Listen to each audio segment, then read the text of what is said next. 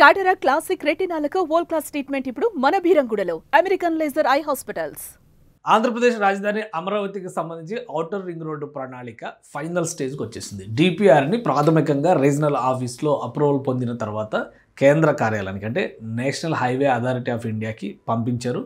24,700 కోట్ల రూపాయల వ్యయంతో హైదరాబాద్ ఔటర్ రింగ్ రోడ్డు కంటే పెద్ద రింగ్ రోడ్డు అమరావతి చుట్టూ రెడీ కాబోతుంది. దీనికి సంబంధించినటువంటి ఫైనల్ క్లియరెన్స్ వచ్చిన తర్వాత టెండర్ల దిశగా అడుగు పెట్టబోతుంది. 12 ప్యాకేజీలుగా సమాంతరంగా రోడ్డు నిర్మాణ వ్యవస్థలను ప్రారంభించాలని చెప్పని ఆంధ్రప్రదేశ్ ప్రభుత్వం భావిస్తుంది. అలా చేస్తే 2 నుంచి 3 ఏళ్లలో ఔటర్ రింగ్ రోడ్డు పూర్తి రూపం ఇవ్వడానికి అవకాశం ఉంటుంది. అటు కృష్ణానదికి అర్ధభాగం ఒక పక్క, మరొక అర్ధభాగం రెండో పక్క వచ్చేటువంటి ఔటర్ రింగ్ రోడ్ అవుతుంది. పైగా నిర్మాణం తర్వాత ఇది ఖచ్చితంగా ఒక డెస్టినేషన్గా మారేటువంటి అవకాశం ఉన్న ఔటర్ రింగ్ రోడ్ అవుతుంది. సో మొత్తం డీటెయిల్స్ ఒకసారి మనం విశ్లేషించే ప్రయత్నం చేద్దాం. ఇది అమరావతి ఔటర్ రింగ్ రోడ్డుకి సంబంధించి చేసినటువంటి ప్రణాళిక. గతంలో కూడా మనం చాలాసార్లు డిస్కస్ చేసుకున్నాం.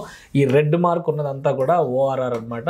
ఇక్కడ ఐఆర్ఆర్, ఈ బ్లూ మార్క్లో ఉన్నది ఐఆర్ఆర్. కాబట్టి ఐఆర్ఆర్ రాష్ట్ర ప్రభుత్వం తీసుకుంటుంది. ఇది కంప్లీట్గా కేంద్ర ప్రభుత్వ పర్యవేక్షణలో చేయడానికి, నిర్మాణానికి కూడా మొత్తం పూర్తి సపోర్ట్ ఇవ్వాలనేటువంటి ప్రతిపాదన రాష్ట్ర ప్రభుత్వం చెప్పింది. 140 మీటర్లు అంటే రోడ్ విడ్త్ 140 మీటర్లు వస్తుంది. 12 వరుసల రహదారికి అనుకూలమైనటువంటి వ్యవస్థగా దీన్ని రూపొందిస్తారు. ప్రణాళికలోనే దాదాపుగా 10 వరుసల రహదారి నిర్మాణానికి ప్లాన్ రెడీ చేశారు. డిపిఆర్ ఫైనల్ అప్రూవల్కి వెళ్ళినటువంటి డిపిఆర్లో అదే ఉంది. అసలు ఏ ప్రాంతాలు ఇందులోకి వస్తున్నాయి, ఏం జరగబోతుంది, అవన్నీ కూడా విశ్లేషించి ప్రయత్నం చేద్దాం. మొత్తం ఈ ఔటర్ రింగ్ రోడ్డు ప్రణాళికకి సంబంధించినటువంటి ప్రపోజల్కి సంబంధించిన మెయిన్ కోర్ ఇష్యూస్ చూడండి.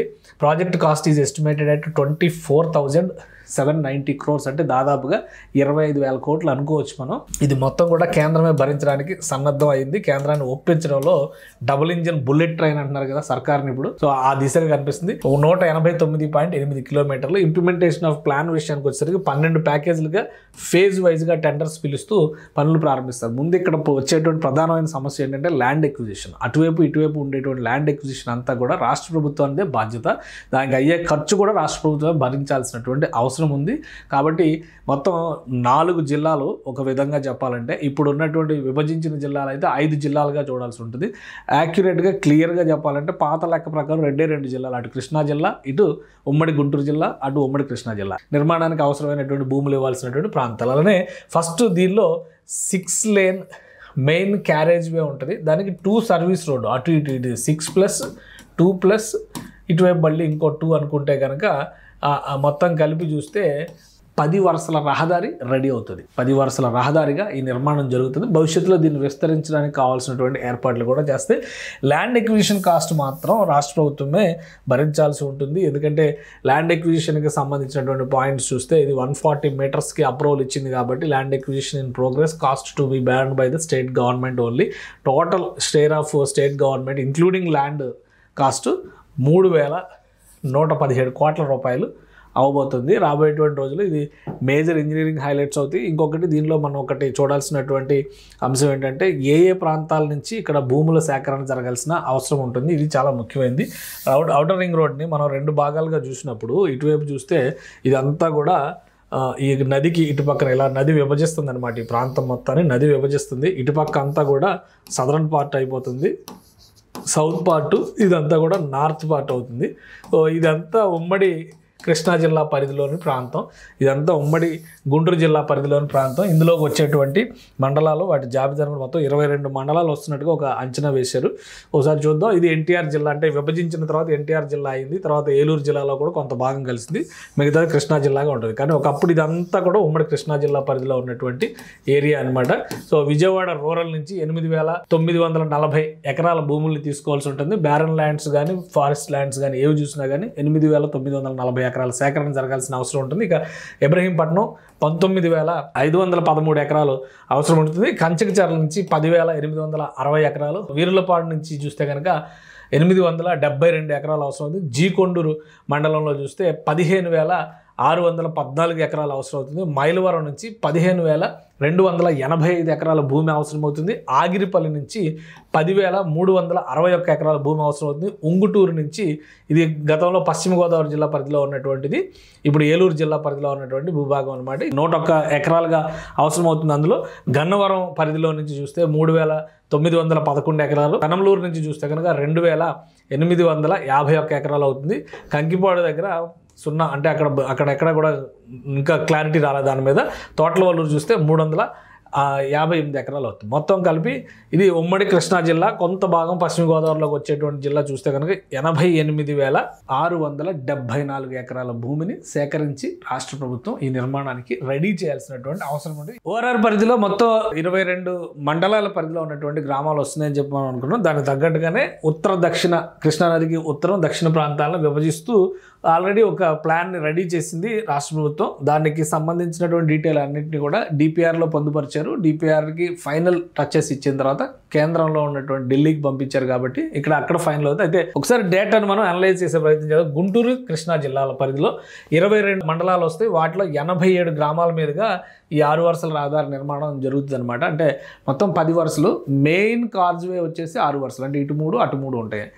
అలానే ఎన్హెచ్ఏ అధికారులు వీళ్ళందరూ కూడా డ్రోన్లతో సర్వేలు చేశారు. కొన్ని చోట్ల ఉన్నటువంటి ఆటంకాలన్నింటినీ కూడా ఐడెంటిఫై చేశారు. ఇప్పుడు కృష్ణా జిల్లా పరిధిలో ఎక్కడైతే మార్పులు చేర్పులు చేయాలో అవన్నీ కూడా గతంలోనే డిసైడ్ చేశారు. వీటికి సంబంధించి వంతెనల నిర్మాణం ఎక్కడ జరగాలి వాటిపైన కూడా ఒక క్లారిటీ తీసేసుకున్నారు. కాబట్టి ఈ స్టడీస్ అన్నీ, గ్రౌండ్ లెవెల్ స్టడీస్ అన్నీ కంప్లీట్ అయిపోయినాయి కాబట్టి వీళ్ళు ఫైనల్ టచ్ మీదకి వెళ్ళిపోయారు.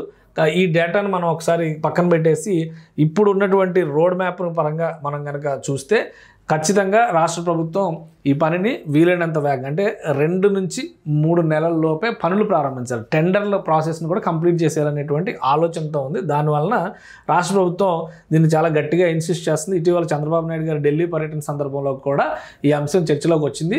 ల్యాండ్ ఎక్విజిషన్ ఆల్రెడీ జరుగుతోంది కాబట్టి సమస్యల పరిష్కారం దిశగా రాష్ట్ర ప్రభుత్వం అడుగులు వేస్తూ వెళ్తుంది. ఇక ఒకసారి ఇంజనీరింగ్ హైలైట్స్ పరంగా చూస్తే కనుక కృష్ణానది పైన వచ్చేటువంటి పెద్ద వంతెనలు చాలా ఇంపార్టెంట్ వంతెన. ఐకానిక్ వంతెన అన్నిటికంటే పెద్ద వంతెన 5 కిలోమీటర్ల పైన వస్తుంది. బట్ ఇక్కడ వచ్చేటువంటివి మున్నంగి, మున్నలూరు, ఈ 2 ప్రాంతాల్లో వచ్చేటువంటి బ్రిడ్జెస్ చాలా ఇంపార్టెంట్ బ్రిడ్జెస్ అవుతాయి. ఒకటేమో 3.15 కిలోమీటర్లు, ఇంకోటేమో 4.8 కిలోమీటర్ల సైజులో ఈ 2 బ్రిడ్జ్ల నిర్మాణం జరుగుతుంది. ఇక ఇందులో మేజర్ అట్రాక్టివ్ ఇదేంటంటే ఒక టన్నెల్, ఒక కొండను తొలిచి సొరంగ మార్గం ఏర్పాటు చేయడం అనేది హైలైట్ అవుతుంది. అందులో 2 టన్నెల్స్ వస్తున్నాయి. గంగినేని పాలెం దగ్గర forest area, Kondapalli forest reserve forest ఏరియాలో ఒక టన్నెల్ ఏమో 1.64 కిలోమీటర్ల డిస్టెన్స్ తవ్వాల్సినటువంటి అవసరం ఉంటుంది. రెండో టన్నెల్ ఏమో 2.68 కిలోమీటర్స్ టన్నెల్ తవ్వాల్సిన ఉంటుంది. అంటే మనం గోవా వెళ్ళేటువంటి రూట్లో చూస్తూ ఉంటాము ఈ సొరంగ మార్గాల్లో ప్రయాణాలు అనేది. తెలుగు రాష్ట్రాల్లో చాలా అరుదు. విజయవాడలో ఒక చిన్న సొరంగ దారి ఉంటుంది, అది కూడా ఒక 1/2 కిలోమీటర్ మాత్రమే ఉంటుంది. ఇప్పుడు 3 కిలోమీటర్లు దాదాపు అనుకోవచ్చు మనం. ఆ సైజు టన్నెల్స్ అక్కడ ఏర్పాటు అవుతాయి. అలానే spur roads to Amaravati capital region, first spur road, 2 additional రోడ్స్ని కూడా ఇందులో డిజైన్ చేస్తున్నారు. అది అమరావతిలోకి ఎలా వెళ్ళాలి, Tenali to Kaza toll plaza దగ్గరకి ఒక బైపాస్ రోడ్డు విజయవాడ నుంచి కనెక్ట్ అయ్యేది 17.5 కిలోమీటర్లు 6 వరుసల రహదారిగా వస్తుంది. అలానే రెండో రోడ్ ఎక్కడ వస్తుందంటే నారా కోడూరు నుంచి బుడంపాడు గుంటూరు జిల్లా అవుట్స్కట్స్లోకి వస్తుంది. ఇది 5.2 కిలోమీటర్లు, అది 4 లైన్స్ రహదారిగా వస్తుంది అనమాట. ఇవి 2 అడిషనల్గా వచ్చేటువంటివి. ఆల్రెడీ ఇది వెస్ట్ బైపాస్ కింద మనం చూసేసాం, ఆల్రెడీ ఆ నిర్మాణం కంప్లీట్ అయిపోయింది. అది రెండోది, ఇది నిర్మాణం జరగాలి ఇప్పుడు. సో ఇది హైలైట్స్ ఉంటాయి. మొత్తం కలిపి చూస్తే కనుక ప్రాజెక్ట్ హైలైట్స్లో 24 దాదాపు 25,000 కోట్లు ఖర్చు పెట్టబోతుంది కేంద్ర ప్రభుత్వం. ఈ అప్రూవల్స్ ప్రాసెస్ కంప్లీట్ అవ్వడానికి మ్యాక్సిమం ఒక 1 మంత్లో అన్నీ క్లియర్ అయిపోయేటువంటి అవకాశాలు కనిపిస్తుంది. టెండర్ల ప్రాసెస్ స్టార్ట్ చేసి 3 నెలల్లో పనులు ప్రారంభించే దిశగా 2026 జనవరి ఫిబ్రవరిలో పనులు ప్రారంభించే దిశగా ఆంధ్రప్రదేశ్ ప్రభుత్వం కసరత్తు చేస్తుంది. 6 వరుసల మెయిన్ క్యారేజ్ వేతో సహా 2 సర్వీస్ రోడ్లు, అటు 2 సర్వీస్ రోడ్లు, ఇటు 2 సర్వీస్ రోడ్లు, అంటే 10 వరుసల ఔటర్ రింగ్ రోడ్ నిర్మాణానికి కావాల్సినటువంటి ప్రణాళికని సమగ్రంగా డిపిఆర్ కూడా రెడీ చేసి ఫైనల్ స్టేజ్ ఆఫ్ అప్రూవల్ కోసం రాష్ట్ర ప్రభుత్వం పంపించింది.